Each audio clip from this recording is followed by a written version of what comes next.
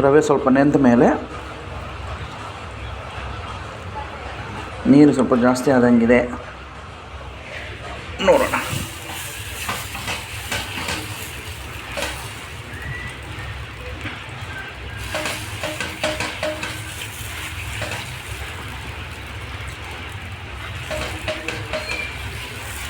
ತೆಳುವಾಗಿ ತಟ್ಕೊಂಡ್ರೆ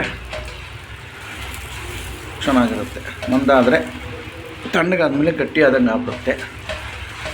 ತೆಳುವಾಗಿ ತಟ್ಟಿದ್ರೆ ತಿನ್ನೋಕ್ಕೆ ಚೆನ್ನಾಗಿರುತ್ತೆ.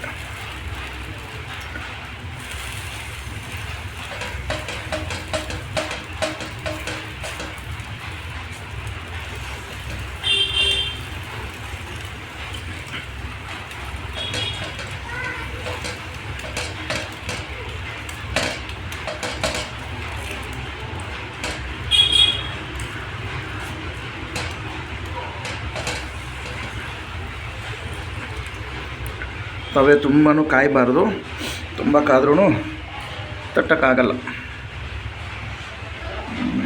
ಸ್ವಲ್ಪ ಎಣ್ಣೆ